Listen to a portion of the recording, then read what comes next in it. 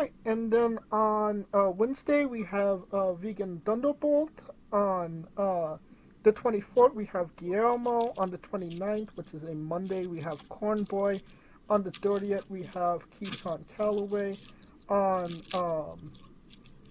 on the 31st we have Zombie Dragon, and then on August 6th we have Green Phantom. So lots of big interviews coming up for the rest of July. You could always follow Wrestling Wit on social media at Wrestling with E for information on who we're interviewing, when we're interviewing them, links to those interviews, and so much more. Alright, I think we're done putting ourselves over. No, Scooter? Oh, I say so. Alright, then let's get into it. A bit of news that broke this week, well, yesterday, I believe, was CJ Perry the Platypus, no longer with AEW. No longer with her husband either. I didn't really feel like Lana slash CJ was a great fit for AEW to begin with. I kind of felt she was only there because of who she was with. I felt like she could have had a lot more to give, if only they let her. But that's AEW for you. What are your thoughts on Lana slash CJ leaving AEW? Well, here's the thing. A number of months ago, CJ was almost close to death. Oh, that's right. Didn't she have like a wrist infection? A staph infection from a finger. Only one finger, and it just kept getting worse. But now she's, I believe, completely on the mend. So it's good for her. She wants to come back to the WWE. Here's the even stranger part. The rumors are that she's dating Damian Priest. The fuck? Yeah. Yeah.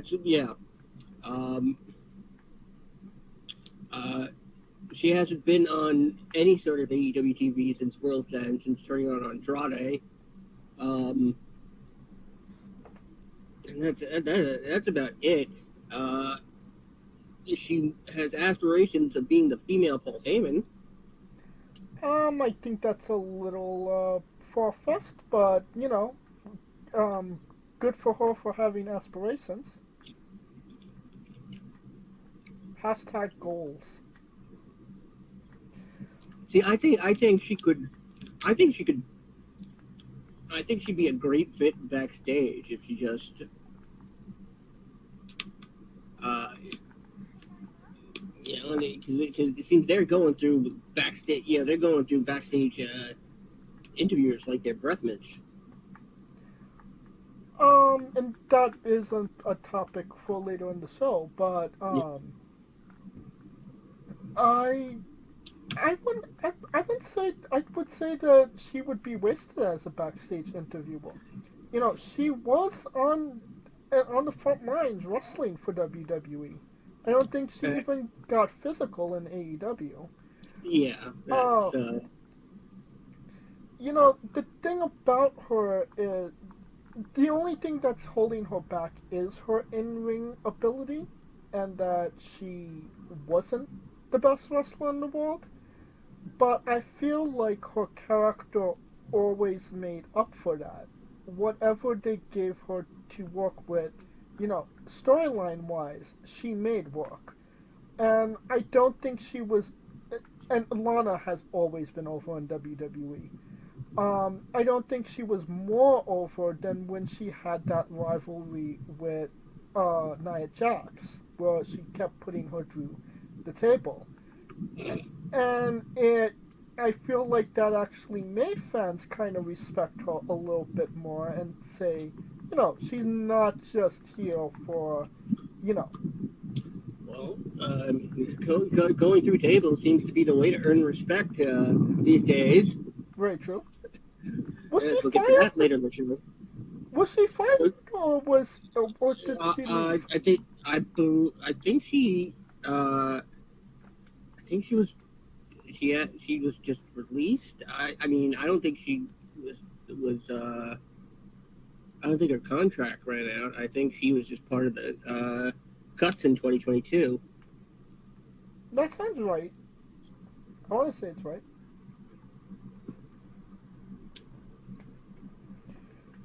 All right. So we're kind of unanimous that WWE return is probably in the works. Probably. Uh, I wouldn't say the same for ex-husband Miro. I mean, uh, unless you somehow get Miro back to being Rusev, and then you stick Rusev on TNA,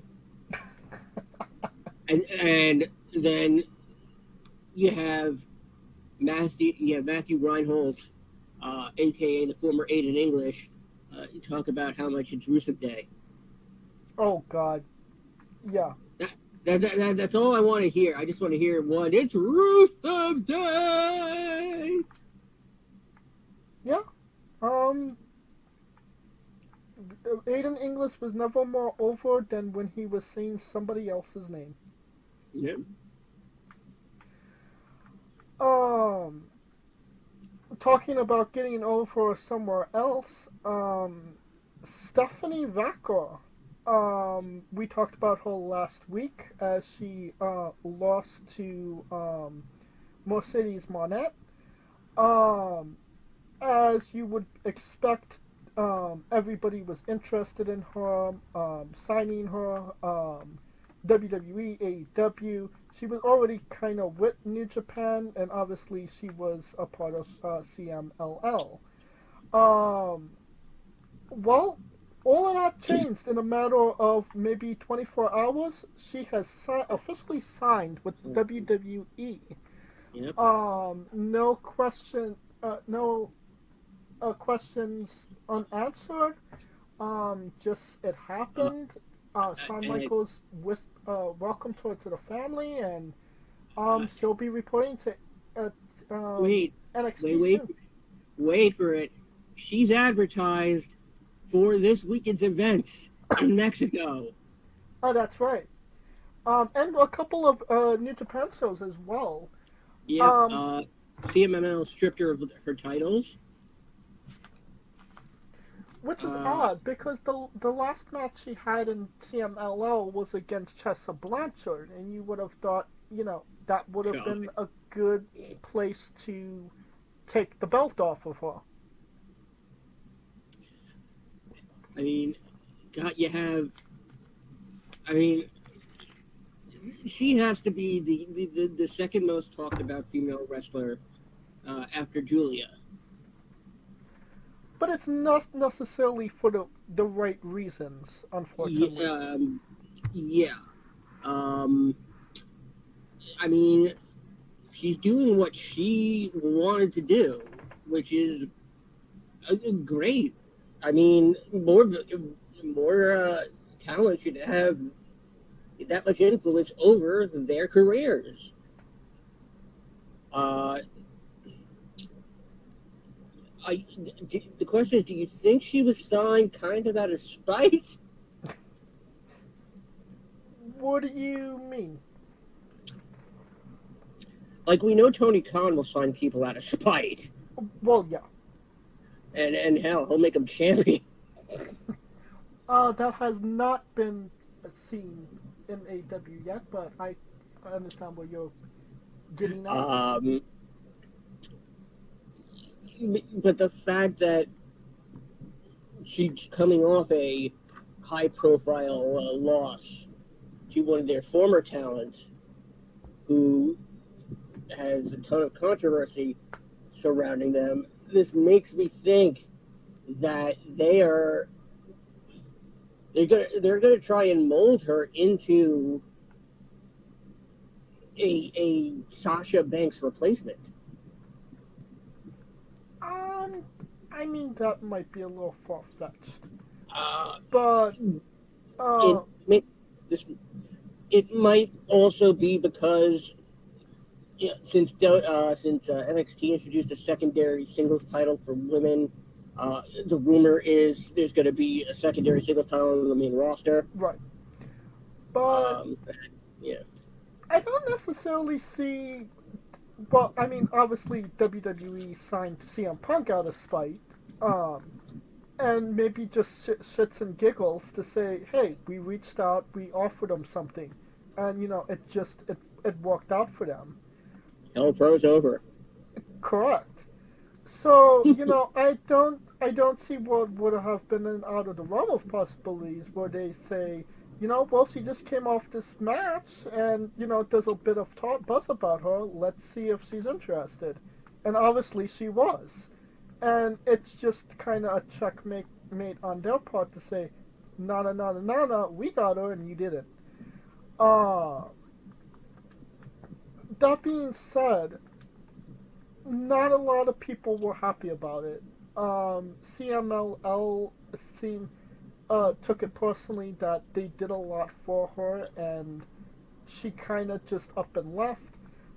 It is it will be seen to remain if she will make any other dates with CMLL after this.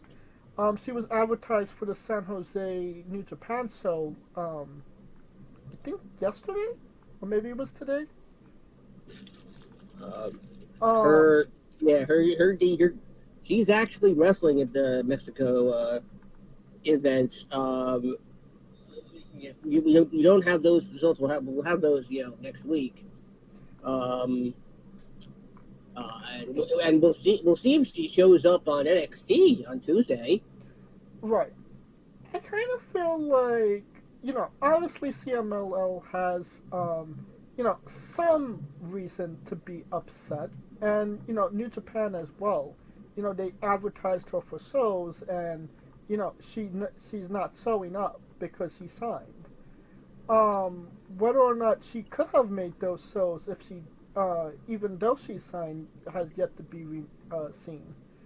Um, but another reason I heard through the grapevine was that her ex actually works for CMLL, and he has threatened to kill her in the past, and it was a way to get away from the company. In She a dating she dating Vampiro? no, it wasn't Vampiro, but Was it and Rey Mysterio? Was it? no, he's been married to Angie for Yeah, years. You know this. but Rey Mysterio kills motherfuckers. Oh, yes, this is true. Um, so it's more than just necessarily pro wrestling. That's involved in these decisions. I'm just really confused as to why there's so much negativity around it. Anybody else, it's yay, she signed, and it just seems because it was an AEW, it kind of made people butt hurt in a way, if that makes sense. Yeah, they think because she wrestled a Forbidden Door, um, she owes something to AEW, which is really terrible thinking Right. because we never heard anything about her signing a contract with AEW. That was never the case. And it's clear that that Tony didn't want her. Well, I mean, I Although, heard that he put an offer for did he? I haven't heard anything about that. her. Yeah, I heard that everybody was interested in signing her. Her contract was up, and New Japan, CMLL, AEW, and WWE all gave her offers. Okay, here's an interesting thing. She was once asked to pick between an AEW and WWE contract. I did not hear that. Yeah. When I don't know who it was. I'm seeing this on a Reddit thread, so I guess we could take this with A grain of whatever salt. a grain of salt, but it's actually from a clip, an X clip, Okay. and she grew up on WWE. Yeah. Not to mention, she's Chilean. Chile. WWE is huge in Chile right now. Are you It is saying that WWE is hot in Chile? especially with beans. I only take my chili on hot dogs. See, and here's the thing: the one place the WWE is yet to go is South America. I mean, ever since they created the Intercontinental title. Well, I mean, the first ever a champion was crowned in Rio de Janeiro, so I mean, Yeah, why do you need to go back? I mean, you literally hit the Mecca right off the bat. for going everywhere else. And honestly, I think I think that's the reason the WWE made the offer to her is because they know she's kind of a gateway into a new market. And she's how do I put this? Um, a medium-sized Selena Vega with maybe more talent. God, like I used to say, okay, if you put Mandy Rose, Alexa Bliss, and uh, who's the small medium one? And Liv Morgan together? That's it. You had small, medium, and large. Because I'll always believe they're the same person. All three of them. Um, a, a more talented Zelina Vega? I mean, Zelina Vega has really improved. But that's possibly a um,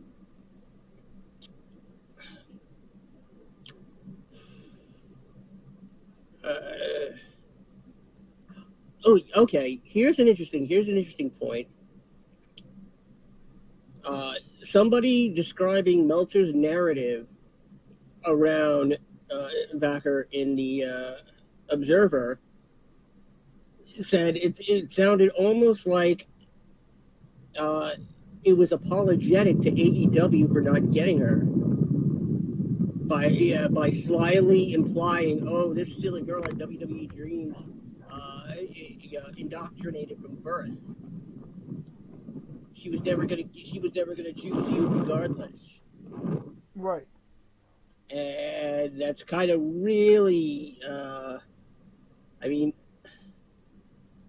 it's really kind of unfair to her. Um,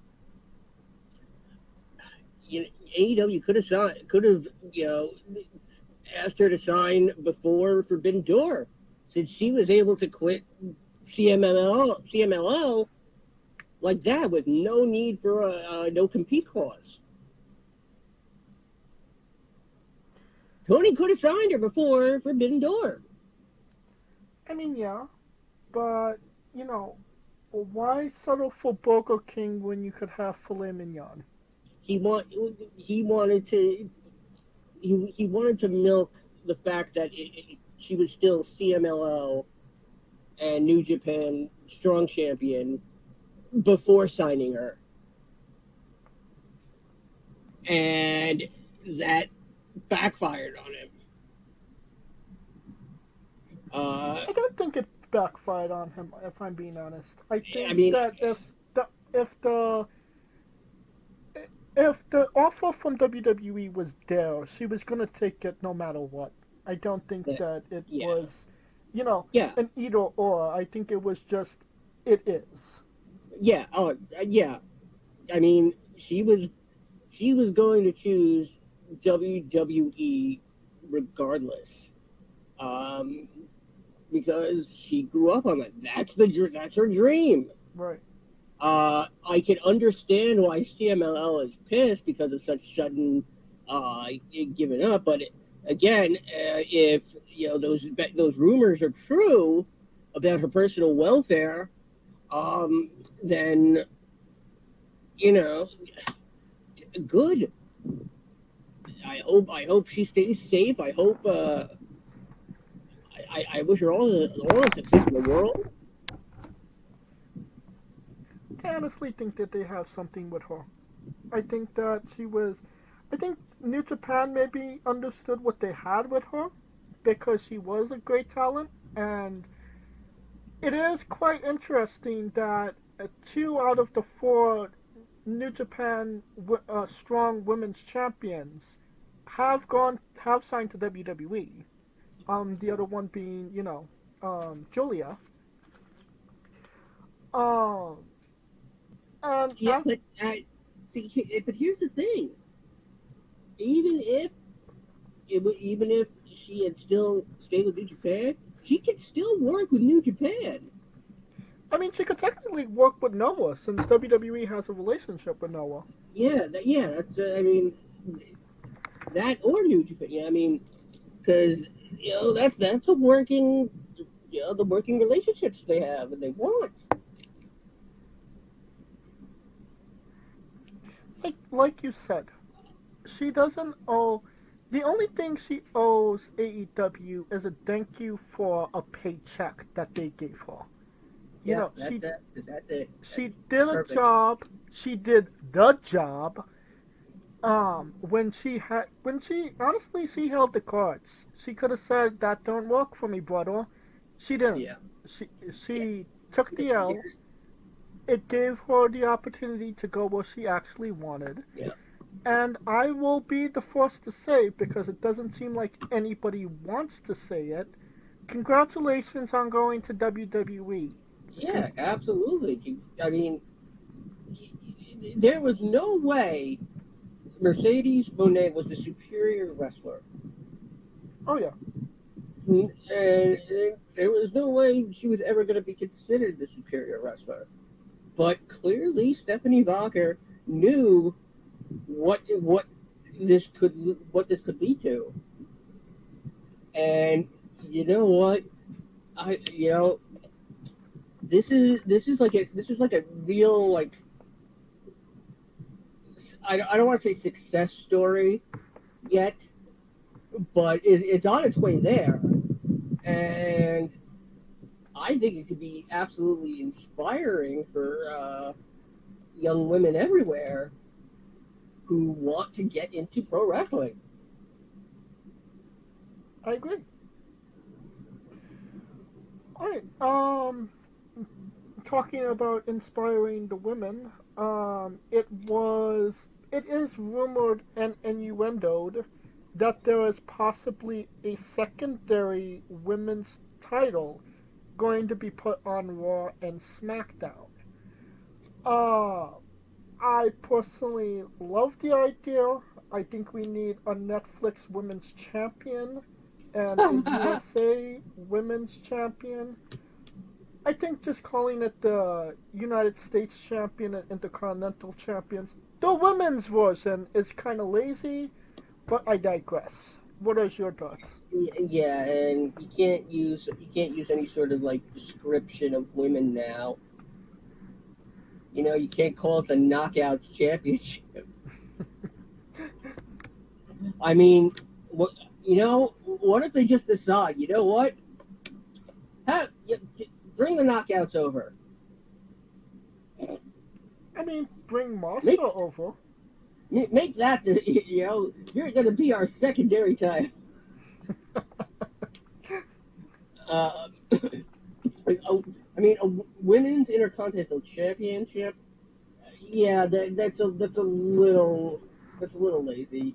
Uh, I don't like the fact that NXT's secondary singles is the women's North American. That just it doesn't sound right rolling off the tongue. It feels like it's a lot to say. I mean, the idea of a Netflix championship. Uh, the question is that will they have like 3 tiers? Like if like will they have to win like 3 matches to so there's no commercials? And you have to pay a certain amount of money to get into those matches to begin with. And you can't share titles with anybody else. The Freebird rule is automatically disabled. Oh yeah, that would be interesting. A Netflix championship, I think, would be the best and the worst idea at the same time. And you would only be able to defend it 6 times in a row, and then you You have have to to wait a watch year and a half. commercials, Huh? and then you have to watch a ton of commercials.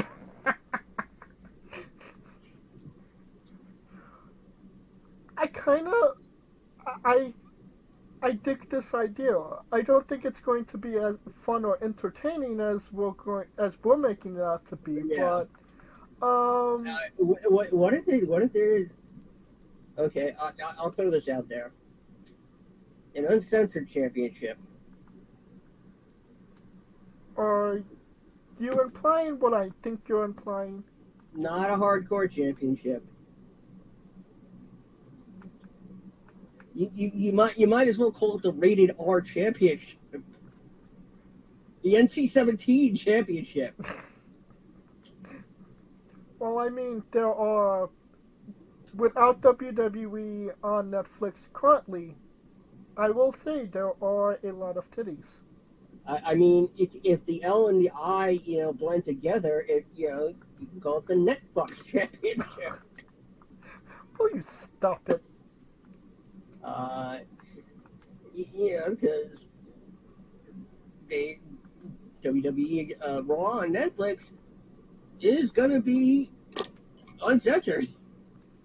And my only regret was that the Liv Morgan, Dominic Mysterio storyline wasn't on Netflix. We got it now. Mm. Because I mean, these last couple of weeks it was pretty explicit, and risky for just I mean, Liv doing the Eddie Guerrero shimmies made me feel funny in the pants. Uh, Well, I mean that's I don't think that was supposed to. the question is that starting in 2025, are they going to ask? Are they going to require more of female wrestlers than they did in the Attitude Era? Huh? I mean, if this was the attitude, I mean, keep in mind that they asked Jackie to completely go topless during the match. Uh, yeah. But I think that if this was the Attitude Era, 100%, yeah, we were we would have gotten something of that nature. But we're a little bit more respectful of the women, trying to bring them up rather than put them in those positions. Yes, but the question remains: are the women? And you know what? Look, we got to put the men in there too. Be asked to do, more, acting, as if it were. And you know what? I'm just gonna say it: nudity. I mean, yeah, that I, will.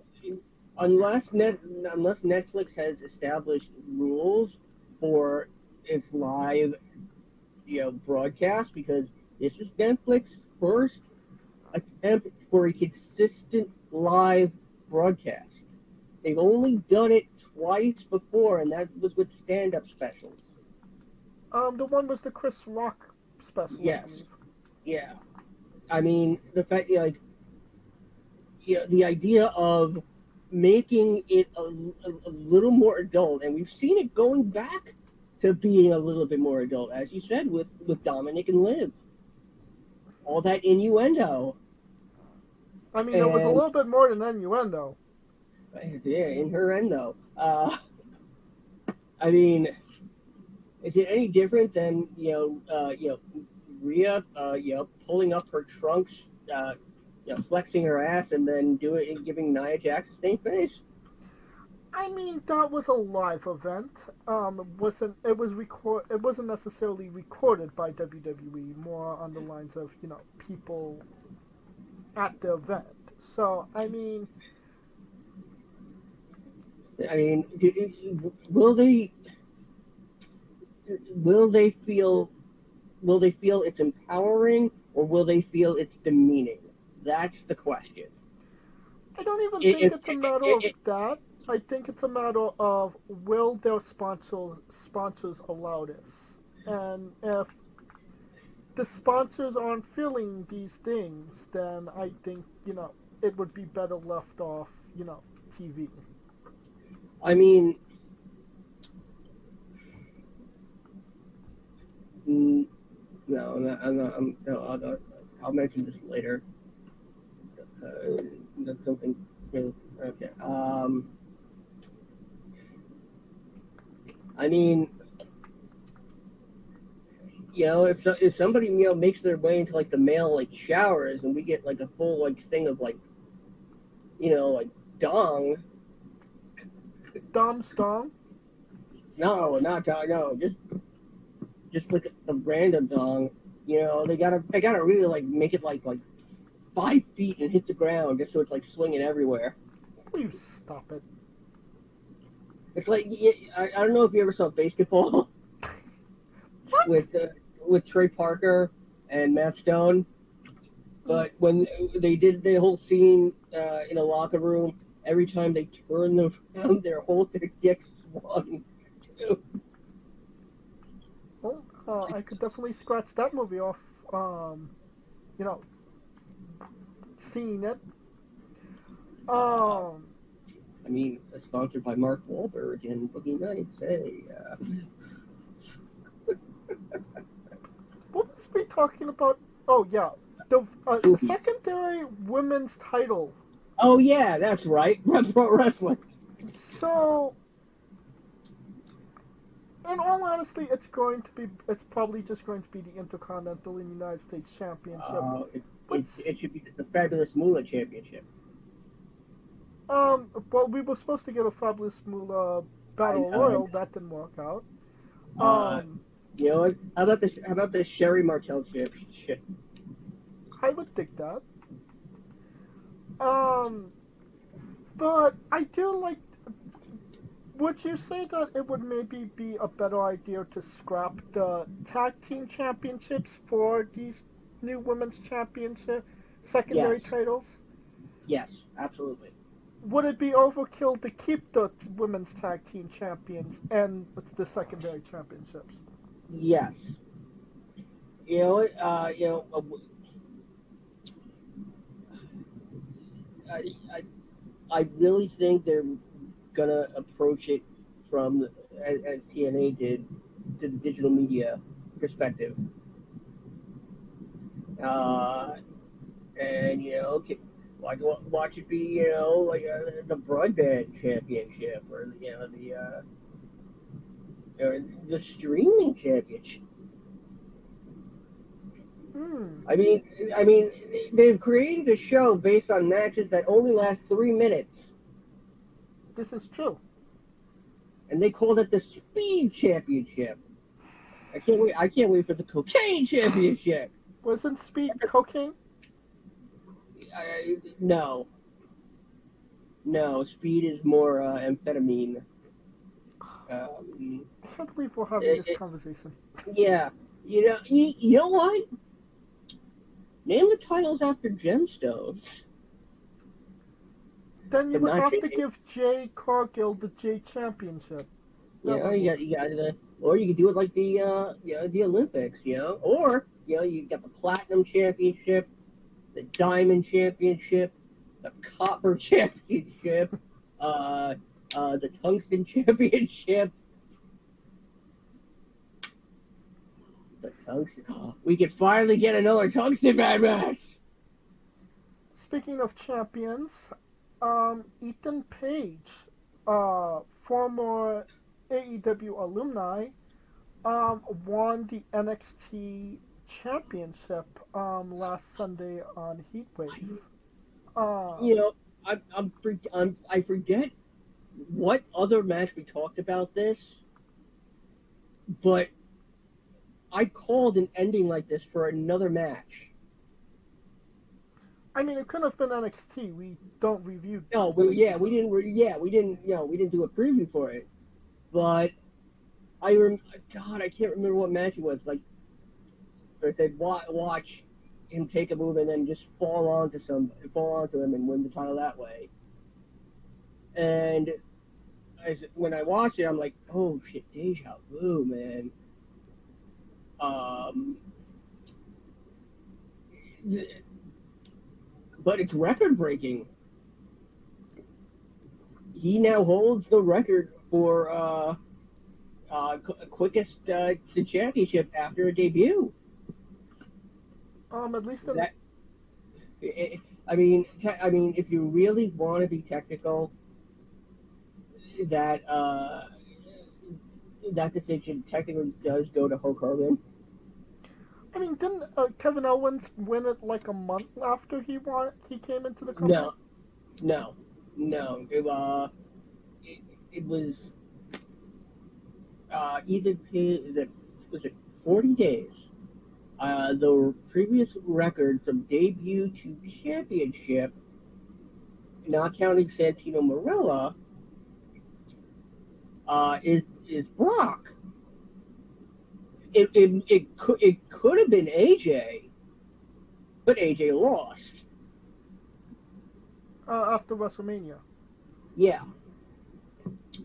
Uh, Brock went from after WrestleMania 18 to SummerSlam. Right. Four months, 160 days.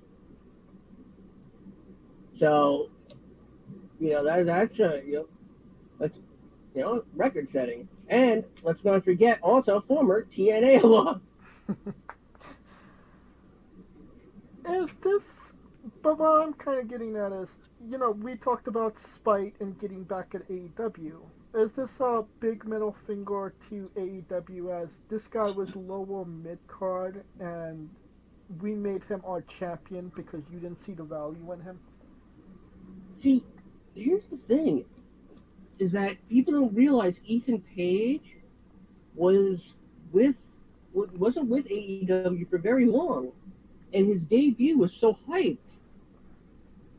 That he debuted in that ladder match where you had to grab the hemorrhoid ring or the Sonic the Hedgehog ring. Was that his first match, legit? Yeah, that was his. Yeah, that was his. That was his debut. Yeah. Which I also believe was the same match Christian Cage debuted in. But hey, you know what?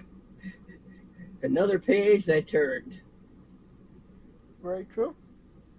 And, congratulations to him because he is an Yeah, underappreciated talent, without a doubt. And yeah, not to mention it's getting Sean Spears the attention he finally deserves. did Sean Spears deserve attention? Now he does. This is some of the best work Sean Spears has ever done in WWE. And whether he ever wins the title or not, I don't think matters at this point. I don't think he's won a title in any of WWE. Nope. But it's I find it interesting that they're taking the belt off Trick so early because Trick is super over. He is super over. I mean, he's super over, but what did he really do with the championship? I mean, He's the man that beat the friggin' Mad Russian. Okay, that's how you got the title. But when the biggest thing you've done in your title reign, notoriety worthy, is that you were second by Sexy Red, then you may have a problem. You know what I mean? Mm, It's it's true.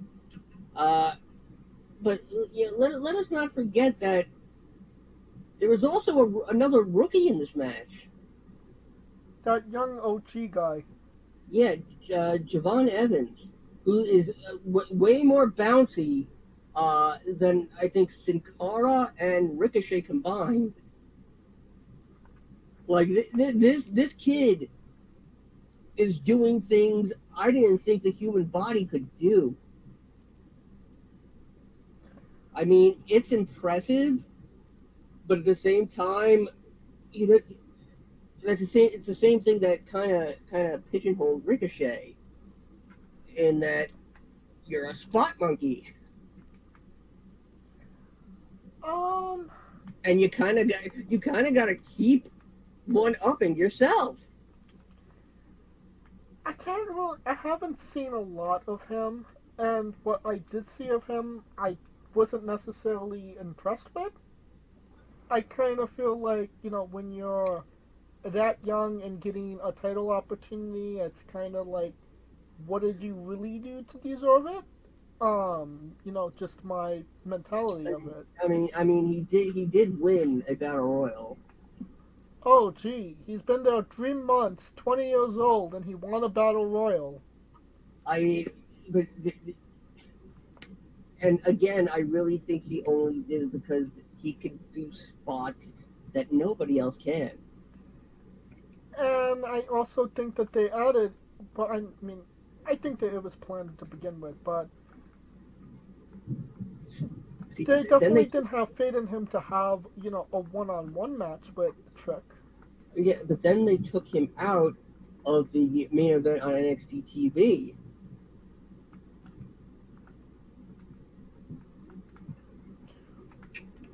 And who And, did they and, put?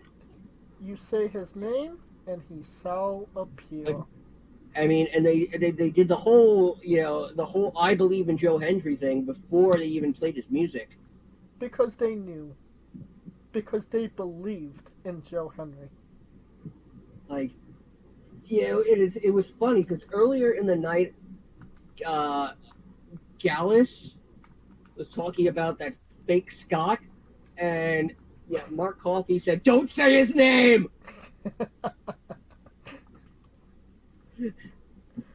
It's weird how Joe Henry is the most over guy in WWE, and he literally does not work for the company. Yeah, and the fact that all we've seen of him aside from his time in a battle royal was a meme essentially, and people have started referring to him as Jump Scare Joe because it will randomly appear, and I love it. It's like a not frightening boogeyman.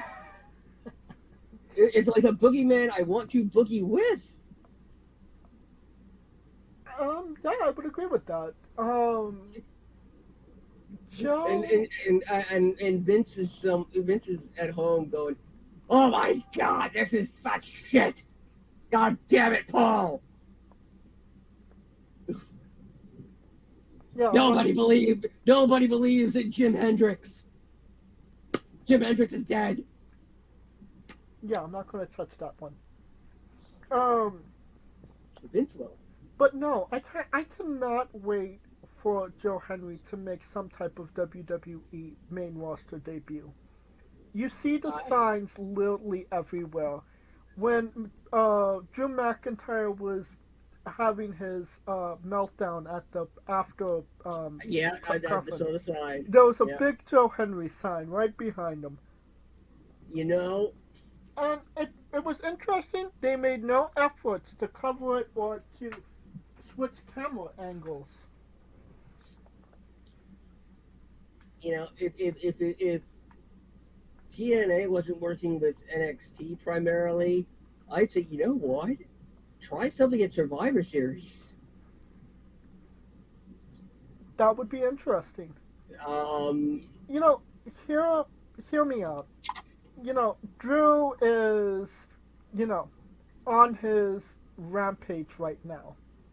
At some point, he's going no, to. he's not on AEW. What are you talking about? um, yeah, yeah, you're right. He's on his Raw, SmackDown, Rage. He's having his tantrum. Yes. Um, how do you once everything subsides with CM Punk and things calm down? Who would be somebody to kind of restore the old Drew McIntyre that we know and love? Well, somebody that would have to make him believe. Oh my god.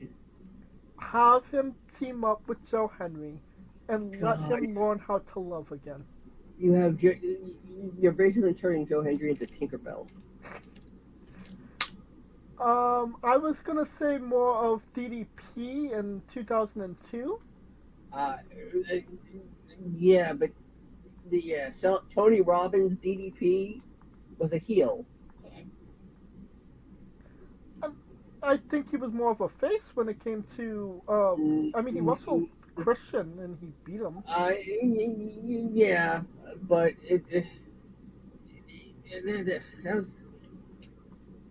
that's like if you're gonna do it, you gotta do this like you gotta this is one time they have to overkill. Oh, and you don't think that Joe Henry Oh, overkills things? oh no! I'm saying if you're gonna do it, go way past 88 miles per hour. Oh yeah. Let Joe Hendry work his magic, and by magic I mean the guy literally doesn't have to do a damn thing. I mean, I Like feel like we've seen it. like Joe as somebody I saw a lot of comparisons. Joe Hendry is essentially a face Bray Wyatt. Oh god. I love that. That he's just appearing in like random places. Yeah. And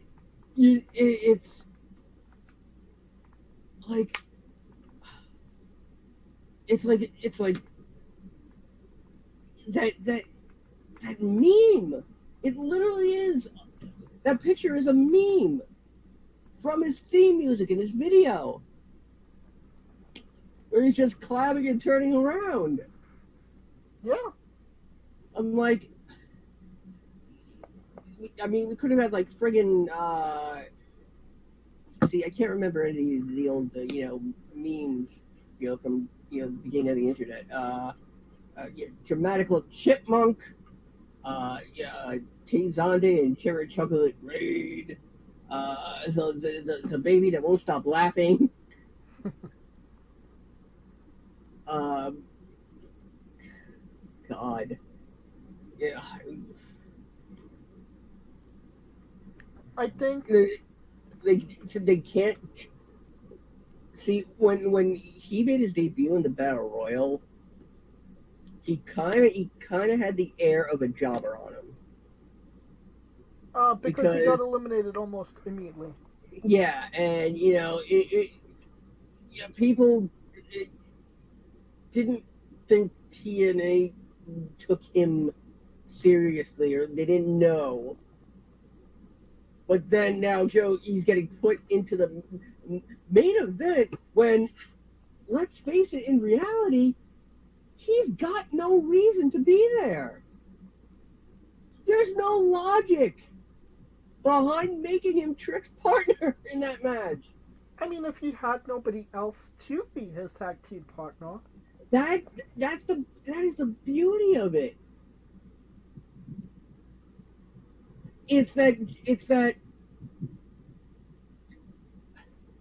It's almost like Joe Hendry is adapting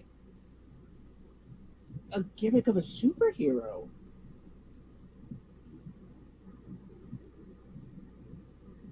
Like he's coming to the aid of people that need him. I mean, that is He's that is basically the. he's motherfucking Batman. He's better than Bray Wyatt. He's Batman. He ain't wearing hockey pads.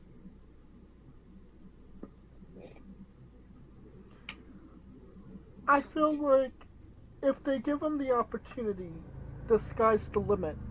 And the in the two small roles that he's had in WWE, he's made the most of it.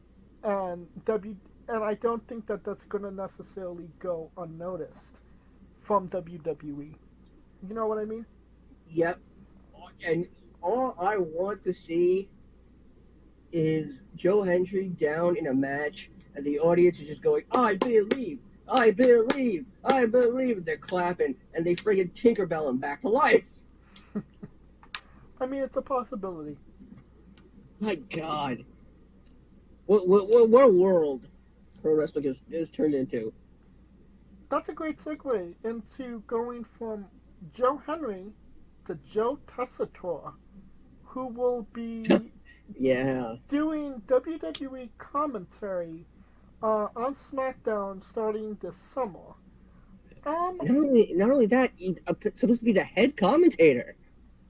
I kind of understand why they're bringing somebody in because Corey Graves and Wade Barrett are both color guys. They're not necessarily play by play. And Corey is has been cleared to compete for a long time. I'd love to see him, but actually get a chance at a match. I wouldn't, and I don't think he does either. I think he's Corey kind of Corey content Gra- where he is. Corey Graves versus Pat McAfee. Okay, maybe that. I mean, it would Or have to be Michael Cole and Pat McAfee against Corey Graves and Joe Tessitore, obviously. but against Nick Joseph and Booker T. Oh God. Uh-huh. Yeah, I like it. Okay, well, that's a match that I didn't know that I wanted to see until this very moment. What are your thoughts on Joe Tessitore joining WWE? It it's it's interesting, but this is a pattern they're falling into. That they've done this numerous times with with other sports commentators. I mean, they did it with Mike Adamle, and Mike Adamle was so bad at it that it got him over, and it got him a bigger role. Um, they had for a small period of time they had the guy from American Ninja Warrior. I can't remember his name because his name is something so like Generic. no. It's Ahmed. Aqua Majiga Jaga Jika Jigi Yeah, something like that. The boogie boogie boogity beat. I don't even remember that. Uh, it's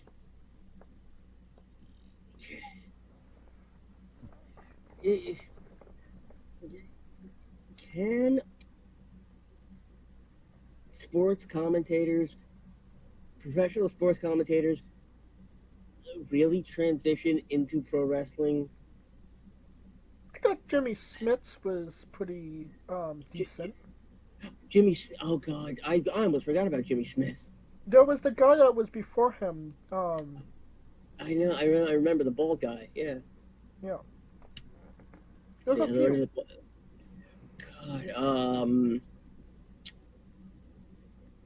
If I'm being honest, it only works if you replace Corey Graves with Rob Riggles. and then you have Rob Riggles, Joe Tessitore, and Wade Barrett on commentary.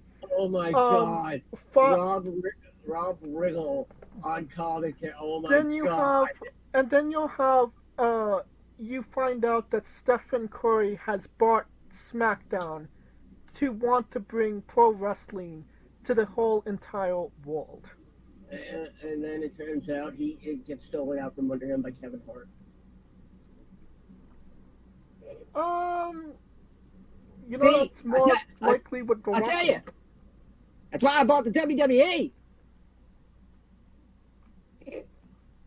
Yeah, and then you have Jeannie Mai doing backstage comment um interviews.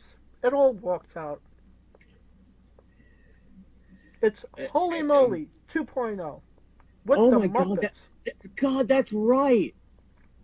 That's the thing. I loved Holy Moly. Unfortunately, they did not get renewed. No, unfortunately. Yeah. Um, I mean,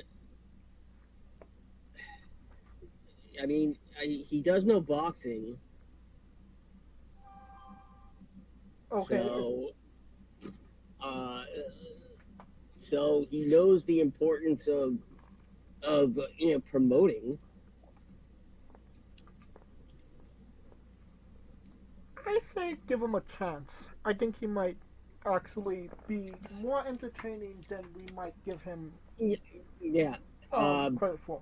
But I, I, I hope the WWE doesn't sour on him immediately, like they've done everybody else that they've tried to bring in from the world of professional sports. The unfortunate part of Triple H as the head of creative is that he likes to see if things cook and see if they actually work out.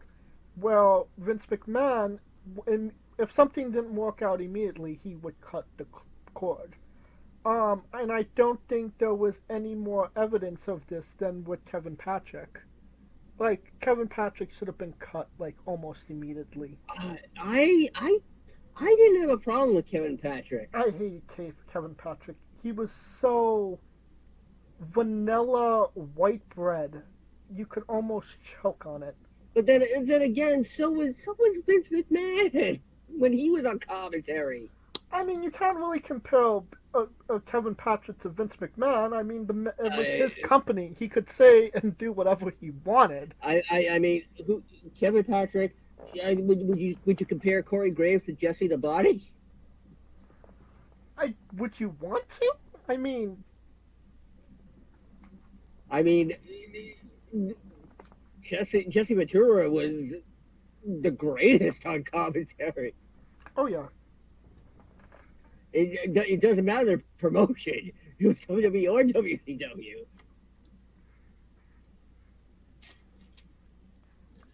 I definitely think if they give him an opportunity to settle in and do what he needs to do, it can actually equal great shit between him, Graves, and Barrett. So we will see. We're talking about all the incredible things that WWE is doing when it comes to, bringing in talent, giving talent opportunity. AEW has new vignettes for a new pro wrestler named Holo.Grm. Zentai? Thank you. What the? I have not seen any of this. Yeah. Apparently it is a Tony Khan inspired character slash gimmick that he is directly working with to be a major babyface in AEW. Much like the Liberians, Peter Avalon and Blue Pants. Now, wait a minute. Did I hear that right? Did you actually Holo.Grm? It's Holo.Grm, but Holo. Oh God. Oh God, it's Ricochet. oh shit, yeah, you're right. Oh I God. can't believe that Yeah. completely. They said it was no. They actually said that it was some luchador that they got from Luchadors or Oh, Us. okay. I mean, they got Commander and that and the Viking son and El Hijo de Ice Cream.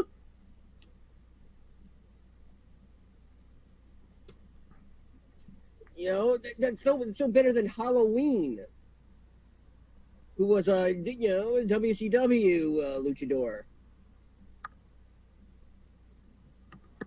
Um, I think what if Tony Khan is making a new character for AEW TV, it's doomed from the start, and that's just Uh, my opinion.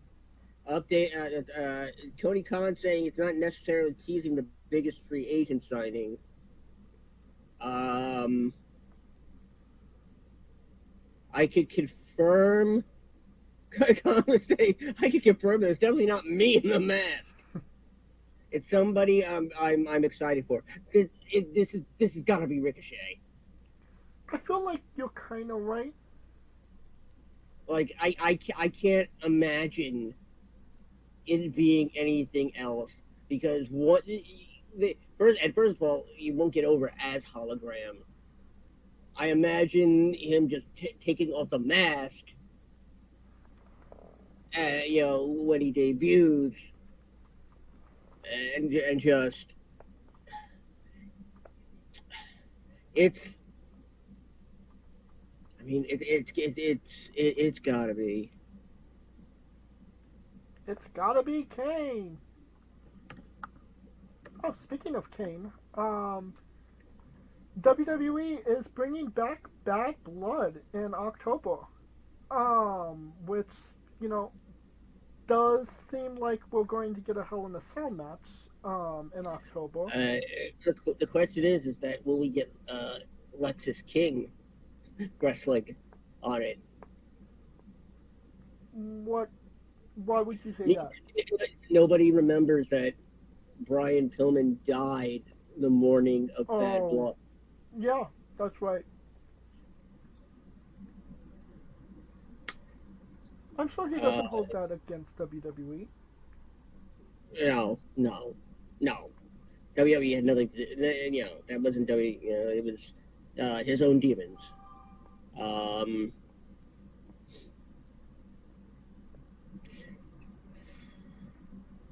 it, uh, oh God, hologram. None other than former AAA star Aramis. Okay. Uh, yeah, yeah, no. What were we talking about again? Uh, I don't think it matters at this point. So, another bit of news out of this week was that last Wednesday was the WrestleMania Behind the Curtain documentary. I saw it. Did you see it, Scooter? I haven't watched it all, but I loved to see them explain the fact that they kept that they fucking were Indian givers. They're like, oh, we could do this or we could do that. Fuck you. You made a fucking mistake. You knew it. You know, it was supposed to be Behind the Curtain WrestleMania, but they sort of just honestly renamed it Good PR for The Rock. Because that's literally why it was made the way it was. It's supposed to be about Cody finishing the story. It's about The Rock being this white Yeah, knight in shining armor that let it all happen because he's yeah, such a great guy. yeah. Being the facilitator that was able to finish the story, despite the fact that you know Cody stepped aside to thinking that giving his match to The Rock meant something. And if this was the plan from the beginning, I understand. Like but the crowd turned on The Rock, Yeah. and all of a sudden Cody's back in it because you were taking away the second chance. You were taking away the reason everybody was going to watch WrestleMania. As much as Rock and Roman, would be something to see, it's not a. It's not a real WrestleMania moment anymore. Cody's story it's that epic tale of the hero's journey.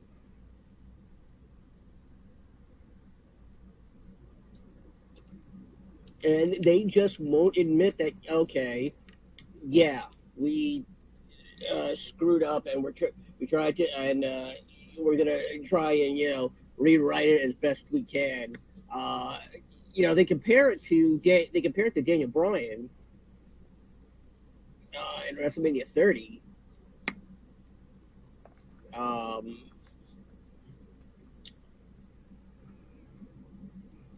And I think the biggest example of this is the fact that Seth Rollins was in the tag team match on night one. And he was barely in it. Yeah, and the thing is that he didn't have to be. Like he was put in it because Cody earned his respect. Yeah, which is great. And not to mention Seth seeing the bigger picture. It's. I mean, they can't ever just say, we were wrong to do this. Let's let's get back on track. We're sorry. Oh yeah. No, everything has to have a reason. Nobody can make mistakes, apparently. Yep. They meant to do that. Well, make no mistake, I love the final boss Rock. Eh, Final boss mode activated. you do realize that there was one major flaw when it comes to calling yourself the final boss, right? It's that you actually have to be the final boss. No, it's that the final boss is meant to be beaten. Yes, that is true. If you call yourself the main character or the original character of the story, then yeah, you're likely to win. But the boss is always going to lose.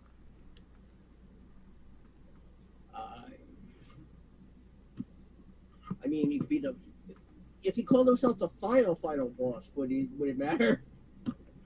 I mean, Would it negate itself? And would he just be the boss? And then it's boss time? It's final boss time! I mean, just calling yourself the boss would be fine, I suppose. I'm sorry, WCW in 1993 called. They want their gimmick back. Like Miko Satomura called. She wants her gimmick back. You do when the Big Boss Man joined WCW in '93, they called him the Boss.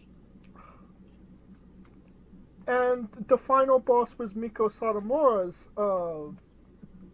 nickname before The Rock stole it. Yeah, that's. But Miko wasn't. Miko's kind of stopped wrestling. How's she now? I haven't heard anything about her lately. And you would think that with everything happening, maybe they'd want to bring her in to teach a couple of things. Agreed. Well, this wasn't a good documentary, but it was a good mockumentary. And the memes that came out of this were heaven sent. Um, if you go on Reddit, there are just memes galore of The Rock. What? And then I told Andre, what if you let Hulk Hogan slam you? Then I told Vince, why don't we fuck him? If he doesn't want to do business, we do business for him. Then I told George Hackenschmidt, what if you let him go over and create pro wrestling? And then I told Janelle Grant, what if she took her pants off? And then I told God, what if there was light? What if you worked a match as Sean's tag team partner? What? Then he told Marty Jannetty, what if you go through the window? What if you do some more coke? Then I told Tony Khan, what if you call it All Elite Wrestling? And then I told Sid, what if you use the scissors? Oh, God. That's a deep cut. Quite bluntly. And then I told Brutus Beefcake, what if you get hit in the face by a jet ski? And if you like the ones that are in poor taste, then don't worry, Goldberg. I'll be coming up with some of them. Don't worry. Don't worry, Goldberg. He's a pro. He can take kicks. Yeah. And then I told Adolf. And then I told Mussolini, what if you took over Italy? And then he told Ric Flair, there is no more woo in AEW. The partnership between Ric Flair and AEW is officially over. There is no more wooing in AEW. The Wooniverse is gone? Apparently. But I just heard that. But it tasted so good. No, it didn't. Said no one. And then I told Ric Flair, what if your final match is at WrestleMania? Or what if your final match is against Jay Lethal in 2022? What if you told him, I'm sorry, I love you, and then you kick him? What if I told Rick, what if you don't pay your child support? I think we should stop before we go a lot further down the rabbit hole than we need to. I think that will conclude our coverage of the news. And now a quick word from our sponsors. Hey folks, this is the Colossal Mike Law, and you are listening to Wrestling with Entertainment. Enjoy the show, support these guys. We appreciate it very much. We'll see you at ringside.